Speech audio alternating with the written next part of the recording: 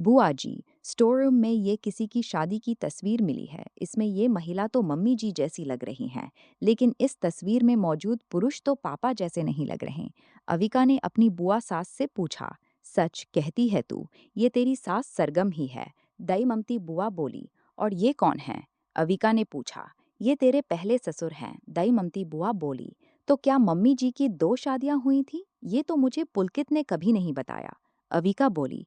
ये बात तो पुलकित को भी पता नहीं है, तो तुझे कैसे बताएगा? दई ममती बुआ बोली। मुझे कुछ समझ नहीं आया बुआ जी कि आप कहना क्या चाह रही हैं। अविका बोली। वो ये कि तेरे ससुर कमलेश्वर सरगम के दूसरे पति हैं, ये बात तीनों बच्चों में से किसी को नहीं पता। दमयंती बुआ बोली। लेकिन क्यों? अविका ने पूछा। क्योंकि कमलेश्वर नहीं चाहता था कि कोई बच्चों से ये कहे कि वो उनका दूसरा बाप है। दमयंती बुआ बोली। आप पूरी बताइए ना बुआ, बात को ऐसे गोल गोल मत घुमाइए। अविका बोली। तू क्या सरगम और कमलेश्वर की जिंदगी के बारे में जानना चाहती है? दमयंती बुआ बोली। जी हाँ बुआ जी, मुझे भी जानना है आखिर पूरी बात क्या है। अविका बोली। तो तू सरगम की पूरी कहानी सुनना चाहती है? दमयंती बुआ बोली। जी बुआ जी, आखिर क्या थी मम्मी की कहानी? उन्हें 2 शादियां क्यों करनी पड़ी? अविका ने पूछा। तो सुन, मैं सुनाती हो तुझे सरगम की कहानी। और इतना कहकर दमयंती बुआ ने कहानी सुनानी शुरू की। ये तब की बात है जब कमलेश्वर और सरगम छोटे हुआ करते थे। दोनों के पिता रेलवे में काम करते थे। कमलेश्वर के पिता स्टेशन मास्टर थे और सरगम के पिता रेलवे में अभियंता थे। दोनों के औहदे अच्छे थे, इसलिए दोनों को बहुत बहुत बड़े सरकारी घर मिले हुए थे रेलवे कॉलोनी में। घर भी बहुत बड़े थे, बिल्कुल बंगलों की तरह। वही दोनों बच्चे अपने अपने परिवार के साथ रहा करते थे। कमलेश्वर के पिता रामधनी सिंह, माँ सुमित्रा और 2 बड़े भाई बहन। कमलेश्वर सब में छोटा और दुलारा था। सरगम अपने माँ बाप की इकलौती संतान थी। उसके पिता शशिकांत गुप्ता और माँ प्रतिमा। सरगम की माँ प्रतिमा और पिता शशिकांत कमलेश्वर के पिता रामधनी और माता सुमित्रा से उम्र में काफी छोटे थे। इसलिए प्रतिमा सुमित्रा को जीजी और शशिकांत रामधनी को बड़े भैया कहकर पुकारा करते थे। कॉलोनी में और भी परिवार थे, लेकिन उनके ओहदे इन दोनों से कम थे, इसलिए इन दोनों परिवारों का रेलवे के और घरों से ज्यादा संपर्क ना था। परंतु उन सबके दुख सुख में वे सभी शामिल जरूर होते थे। किंतु ये दोनों परिवार ही एक दूसरे की खुशियों में ज्यादा शामिल होते थे। इसी तरह दोनों बच्चे सरगम और कमलेश्वर साथ स्कूल जाते और साथ साथ खेलते हुए बड़े हो रहे थे। शशिकांत ने प्रतिमा से प्रेम विवाह किया था, वो भी अपने परिवार की मर्जी के बिना। इसलिए शशिकांत के परिवार वालों के हृदय में शशि के लिए कोई स्थान ना था। वो शशि से इसलिए नाराज थे क्योंकि प्रतिमा के माँ बाप नहीं थे। वे एक अनाथ लड़की को अपने घर की बहू नहीं बनाना चाहते थे। बस प्रतिमा के एक दूर के मामा थे जिन्होंने ही उसे पाल पोस कर बड़ा किया था। बस इसीलिए शशि अपने परिजनों के पास नहीं जाता था। वो कोई भी तीज त्योहार अपने परिवार के साथ मनाने नहीं जाता था। कोई त्योहार आता तो वो अकेले ही अपने परिवार के साथ मनाता था। लेकिन उधर रामधनी का परिवार तीज त्योहार मनाने अपने गांव भी जाता था। सबकी जिंदगी ऐसे ही बीत रही थी। सरगम और कमल के बीच भी दोस्ती और झगड़े चलते रहते थे। एक दिन तो कुछ ऐसा हुआ, सरगम अपनी गुड़िया का ब्याह रचा रही थी। उसने मोहल्ले की और भी लड़कियों को शादी की दावत में बुलाया था। गुड़िया उसकी थी और दूल्हा किसी और लड़की का था। लड़कियों का खेल था, इसलिए उसने कमलेश्वर को लड़का समझकर अपनी गुड़िया के ब्याह में बुलाना उचित नहीं समझा। ब्याह रेलवे कॉलोनी के बड़े से पीपल के पेड़ के नीचे बने चबूतरे पर हो रहा था। प्रतिमा ने उस दिन सबके लिए बहुत सारे पकवान बनाए और शादी की सारी व्यवस्थाएं उसी ने की थी। पत्तल, सकोरे, शादी की साज सजावट, सबका का इंतजाम उसने ही किया था। उसे भी अच्छा लग रहा था अपनी बेटी की गुड़िया का ब्याह देखकर, क्योंकि वो तो अनाथ थी। उसके नाज और नखरे उसके पति के सिवाय किसी और ने कभी नहीं उठाए थे, इसलिए वो अपनी बेटी सरगम के सभी नखरे उठाती थी। उस दिन इतवार था। कमलेश्वर देर तक सोया रहा और फिर जब वो दोपहर के समय बाहर आया खेलने के लिए, तो उसने देखा और मन में सोचा, ये क्या हो रहा है? यहाँ तो गुड़िया का ब्याह रचाया जा रहा था, वो भी सरगम की गुड़िया का, और उसने मुझे बुलाया ही नहीं, चुड़ैल कहीं की। और वो गुस्से में दन दनाते हुए सरगम के पास पहुंचकर बोला, सरगम, आज तेरी गुड़िया का ब्याह था और तूने मुझे बुलाया ही नहीं। ये सब लड़कियों के काम हैं, तुम लड़कों का भला यहाँ क्या काम?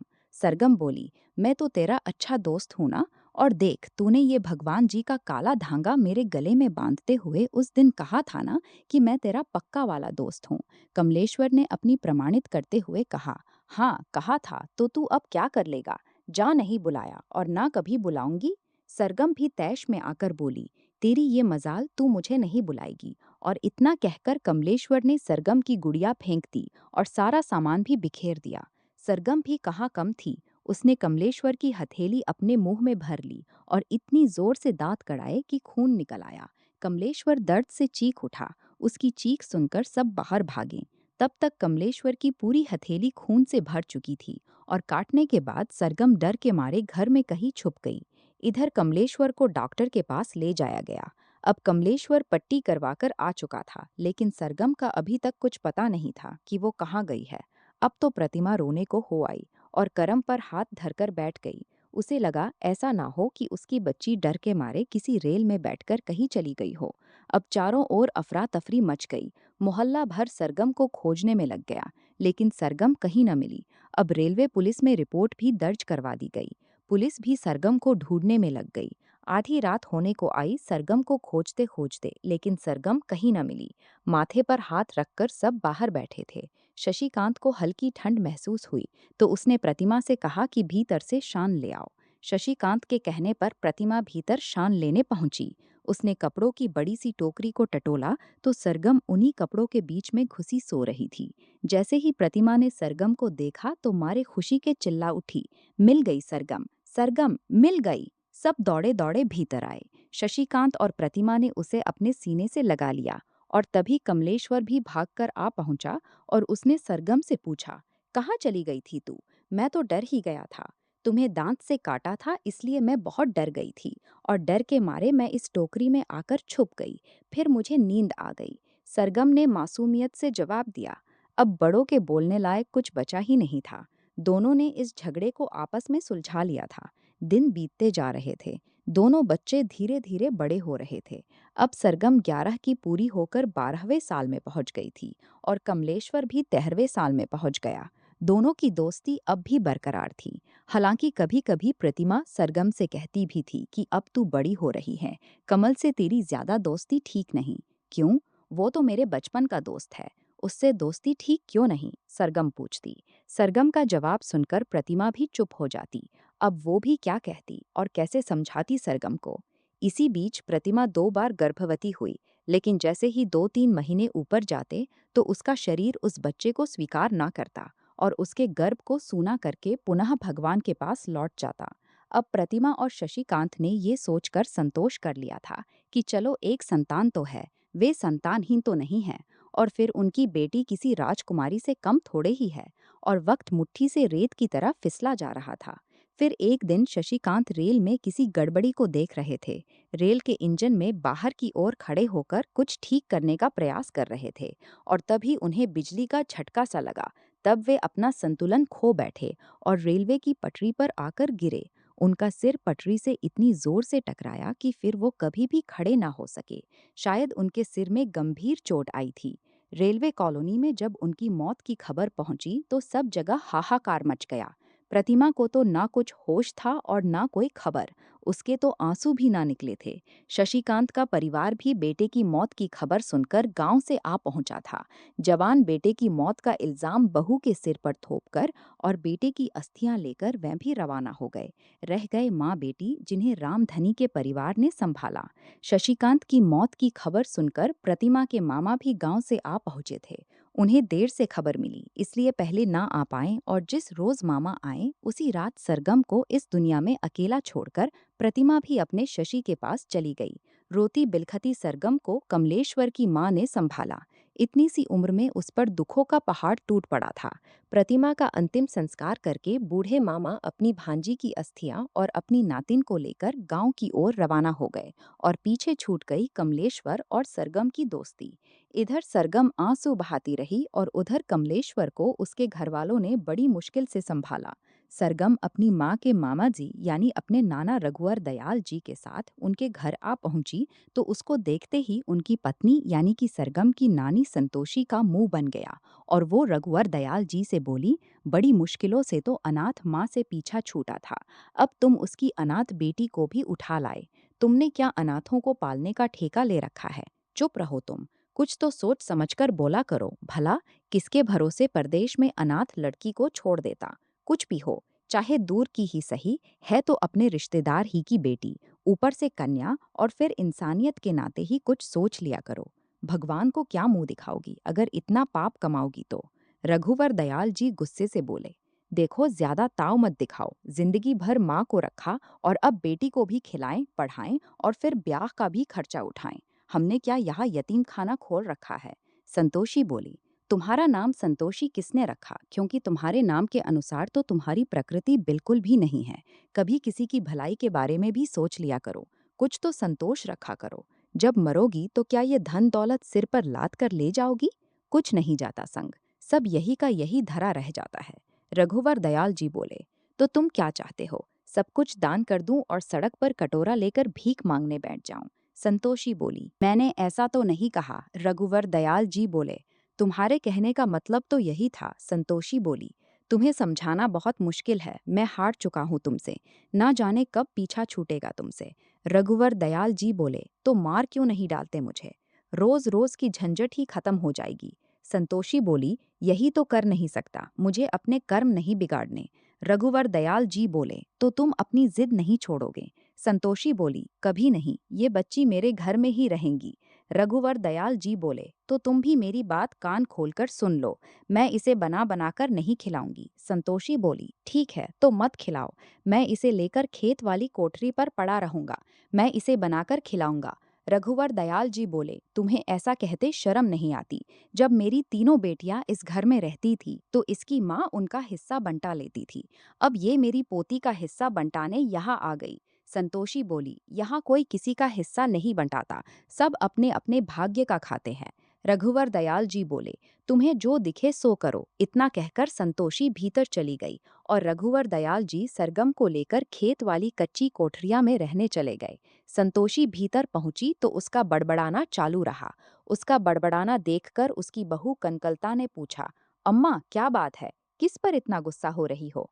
अब तू ही बता, सालों पहले अनाथ प्रतिमा को मैंने इस घर में रहने दिया, वो तो मैं जैसे तैसे सह गई, लेकिन अब उसकी अनाथ बेटी को भी तेरे बाबूजी घर उठा लाए। संतोषी बोली, अच्छा तो ये बात है। कनकलता बोली, हाँ ये ही बात है, अब तेरी कालिंदी सयानी हो रही है, उसका ब्याह भी तो करना है। कब तक ऐसे ही अनाथों को पालते रहेंगे? मैंने कह दिया कि मैं प्रतिमा की बेटी को यहाँ नहीं रखूंगी, तो मुंह फुलाकर खेत वाली कोठरिया में रहने चले गए उस लड़की के साथ। संतोषी बोली, तब कनकलता कुछ सोच समझकर अपनी सास संतोषी से बोली, लेकिन अम्मा तुम ही बताओ, अगर बाबूजी उस बच्ची के साथ खेत वाली कोठरिया में रहेंगे तो चार लोग क्या कहेंगे?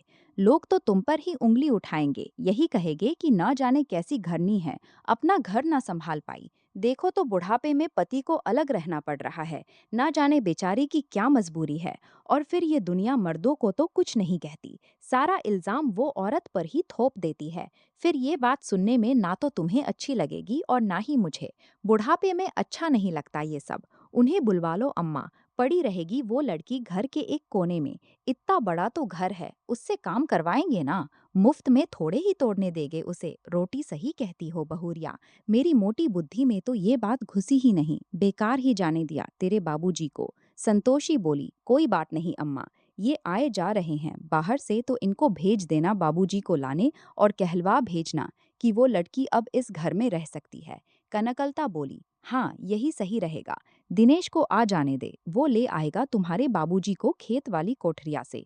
संतोषी बोली, लो अम्मा, अब हो गई ना समस्या हल, तुम फालतू में परेशान हो रही थी। कनकलता बोली, हाँ बहुरिया तुम सही कहती हो, संतोषी बोली। और फिर जब दिनेश घर वापस लौटा तो संतोषी ने फौरन ही उसे रघुवर दयाल जी को लाने भेज दिया।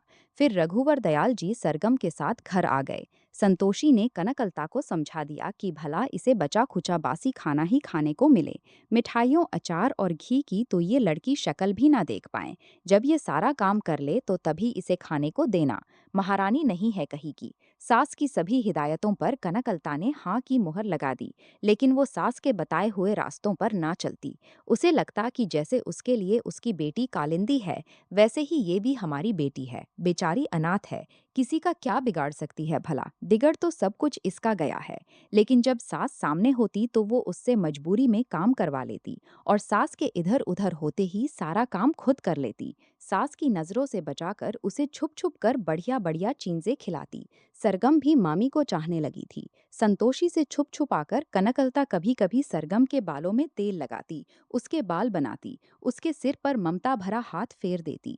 लेकिन वो संतोषी के सामने कभी भी जाहिर न होने देती कि वो सरगम को चाहती है। सरगम के दिनेश मामा भी उसके लिए कपड़े ला देते, उसकी जरूरत का सामान ला देते। दिनेश ने ये भी सोचा कि कालिंदी की तरह सरगम भी फिर से स्कूल जाना शुरू कर दे। लेकिन संतोषी इस बात के लिए कतई राजी ना हुई। इसलिए सरगम 8वीं के बाद आगे पढ़ ही नहीं पाई। लेकिन वो अब कमलेश्वर को तो जैसे भूल सी गई थी। और इधर कमलेश्वर के मन में अभी भी सरगम की यादें जिंदा थी। वो उसकी तस्वीर लेकर उसके सामने खड़े होकर घंटों बात करता। सरगम के जाने के बाद उसने खेलना कूदना काफी कम कर दिया था। जब उसकी माँ कहती या परिवार का कोई भी सदस्य उसे बाहर जाकर खेलने को कहता, तभी वो बाहर जाता था। ऐसा लगता था कि जैसे उसका बचपना सरगम के साथ ही चला गया हो। उसे अपनी जिंदगी रूखी सी लगने लगी थी। बस वो जी रहा था, लेकिन पढ़ाई पर वो अब भी ध्यान दे रहा था। और स्टेशन पर जाकर घंटों बेंच पर बैठकर रेलगाड़ियों को आता जाता देखता रहता। उसे अब भी आशा थी कि एक ना एक दिन सरगम जरूर लौटेंगी। समय यूं ही बीतता जा रहा था। कालिंदी ने अब 12वीं पास कर ली थी और वो अब 18 साल की हो चुकी थी। इसलिए संतोषी को कालिंदी के ब्याह की फिक्र सताने लगी। इधर सरगम कालिंदी से छोटी थी, वो अब 16वीं में लग चुकी थी।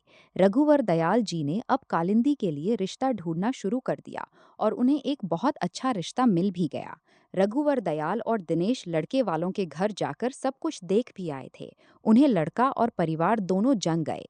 इधर सरगम अभी भी अल्हड़ थी, छोटे बच्चों की तरह हरकतें करती। घर के कामों से फुर्सत हो जाती तो पेड़ों पर चढ़कर कहीं आम तोड़ने भाग जाती तो कहीं अमरूद। और रोज न रोज किसी न किसी से झगड़ा मोल लेकर घर लौटा करती थी। जब संतोषी को उल्हाना मिलता तो वो उसके खून की प्यासी हो जाती और रघुवर दयाल जी से कहती, देखो मैंने कहा था ना कि इस लड़की को घर में मत रखो, दिन भर आवारा की तरह घूमती है। ना काम की ना काज की, बस मुफ्त का खाने को दे दो नानी। उसने पहले से मेरे बाल घसीटे थे तो मैंने भी गाल पर थप्पड़ धर दिया। सरगम बोली, देखो तो कितना बोलती है, गलती भी की और ऊपर से चिल्ला भी रही है। इतनी बड़ी हो गई है, ऐसा नहीं कि घर में रहें शरीफ लड़कियों की तरह।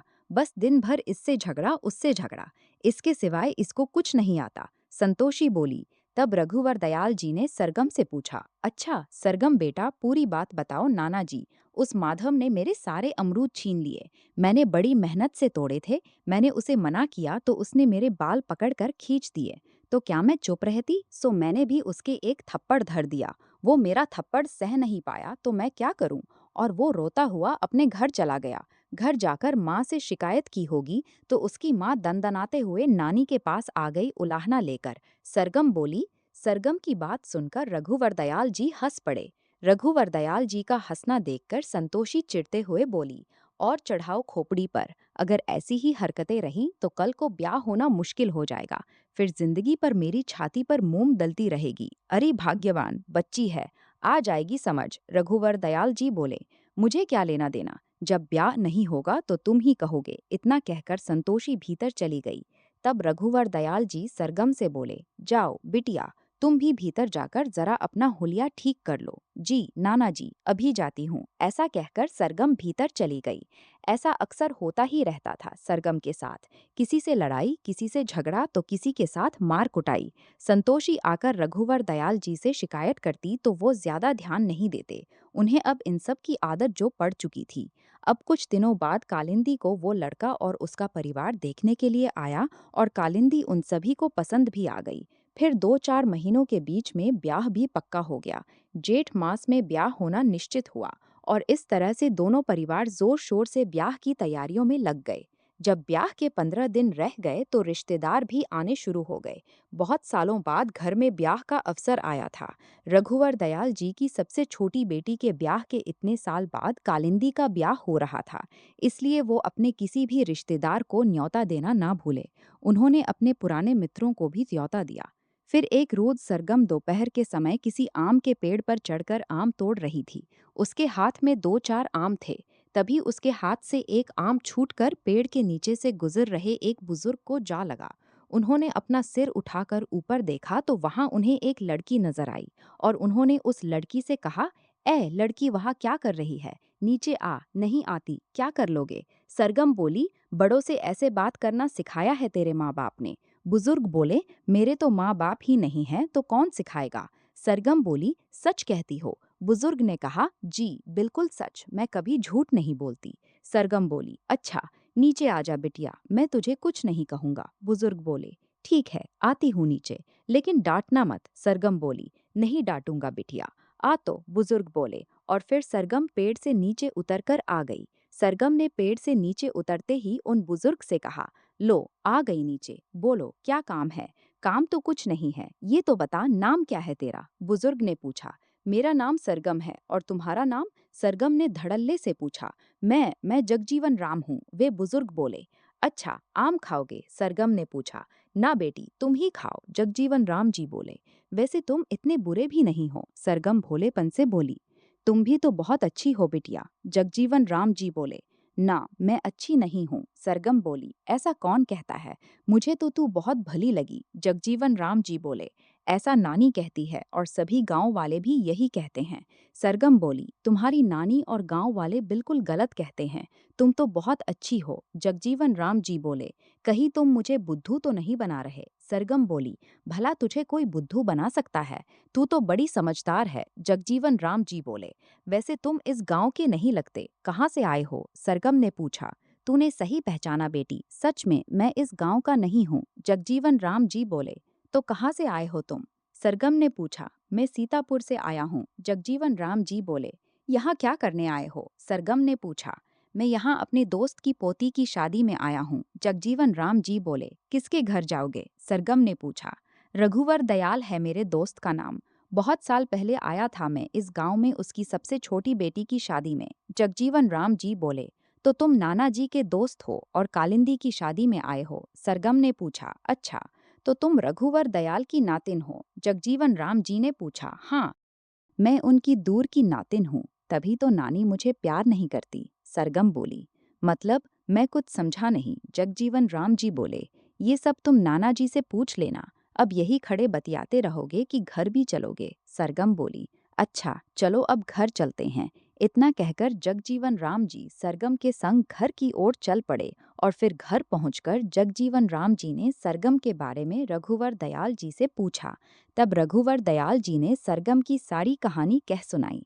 सरगम की कहानी सुनकर जगजीवन राम जी बोले, कितनी प्यारी बच्ची है और ऐसा अनर्थ हो गया बेचारी के साथ। मैं जब कभी कभी सोचता हूँ इसके बारे में तो मुझे बहुत फिक्र होती है इसकी। सोचता हूँ कि अभी तो मैं जिंदा हूँ तो इसे संभाल लेता हूँ।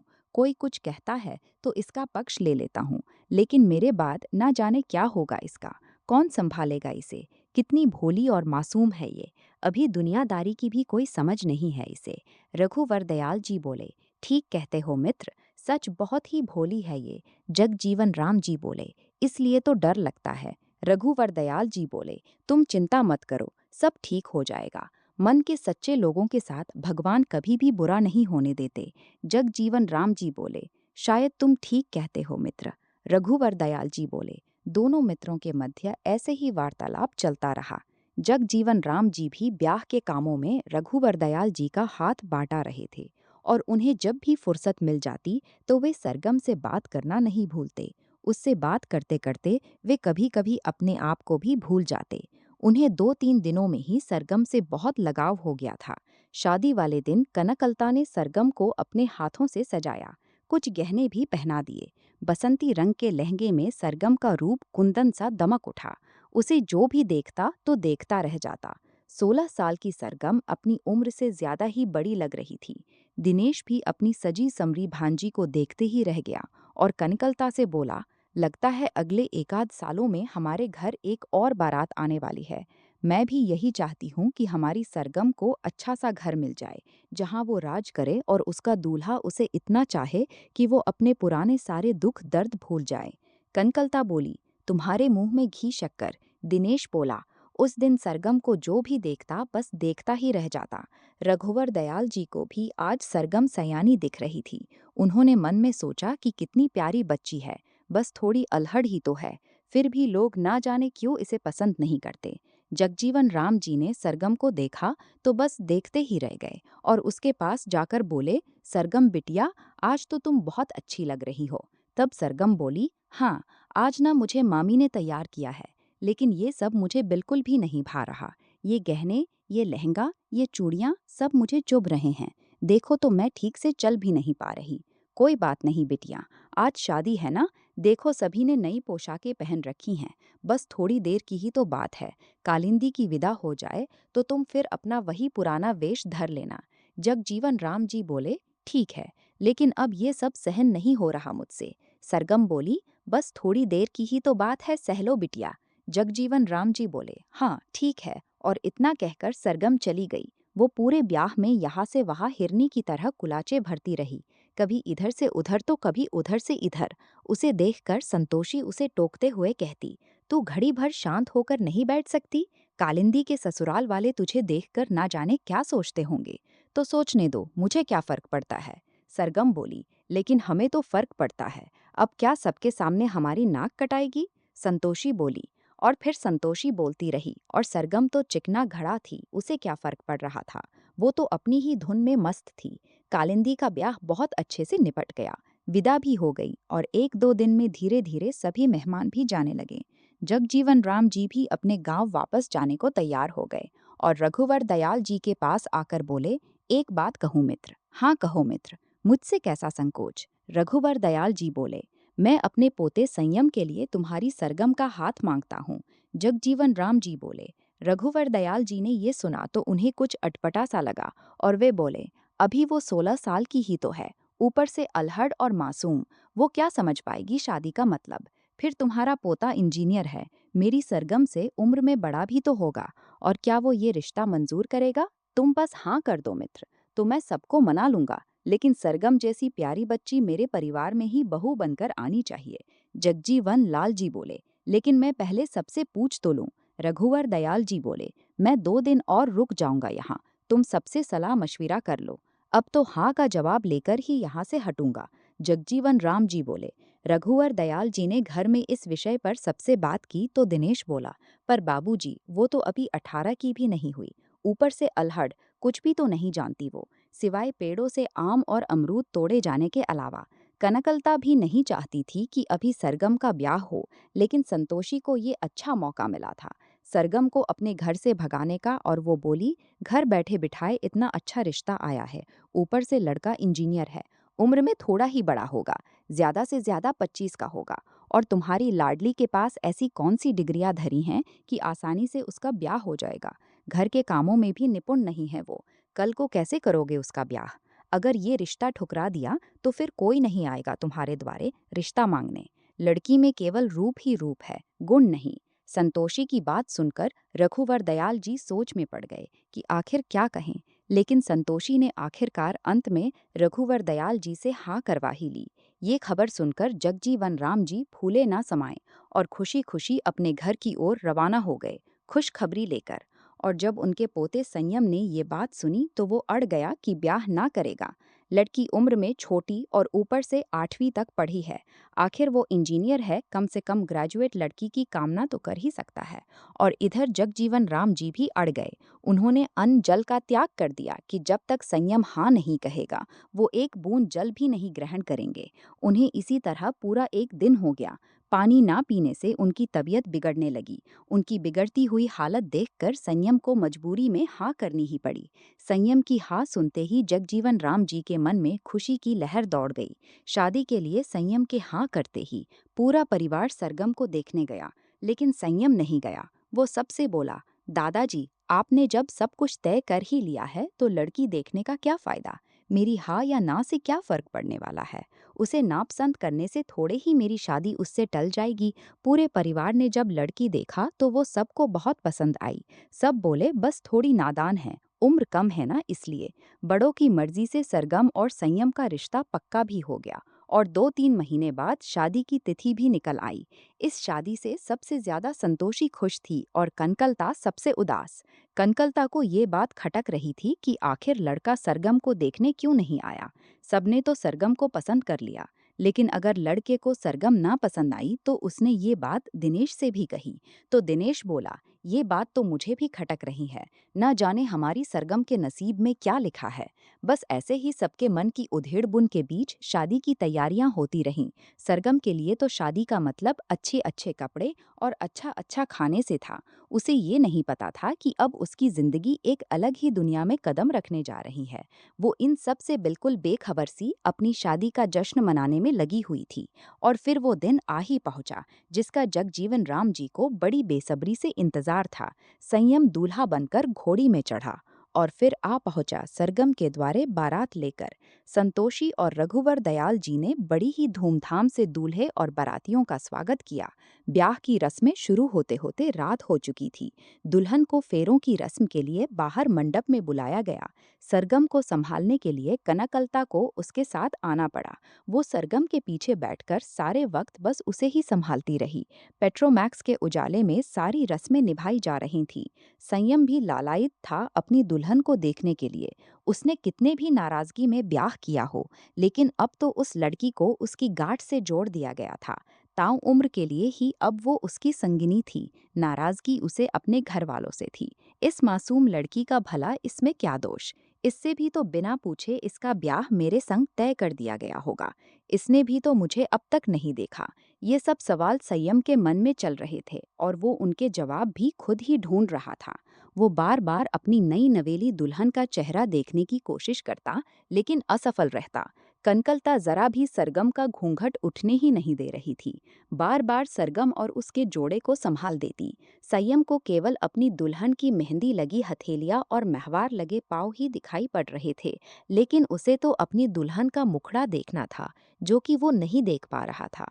ब्याह की रस्में भी पूरी हो गई, लेकिन संयम अपनी दुल्हन का मुखड़ा नहीं देख पाया। ब्याह के सारे कार्य संपन्न हो चुके थे। अब विदाई का वक्त था। कनकलता और दिनेश फूट फूट कर रो पड़े। 2-4 झूठे आंसू संतोषी ने भी बहा लिए, लेकिन रघुवर दयाल जी अपनी सोन चिरैया को विदा होते देख स्वयं को नहीं संभाल पा रहे थे।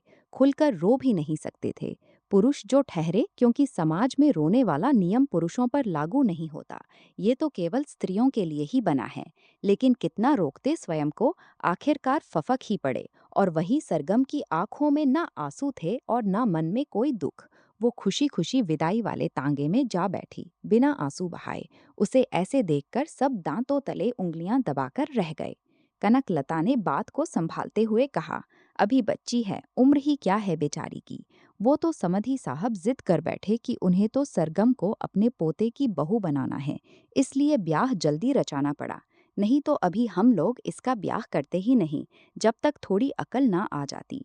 वैसे भी गांव वाले तो सरगम की हरकतों से अच्छी तरह से वाकिफ थे ही, और जगजीवन राम जी भी सरगम को बहुत अच्छी तरह जानते थे। इसलिए उन्होंने अपनी तरफ के मेहमानों को भी ठीक तरह से समझा दिया कि बहू थोड़ी नादान है।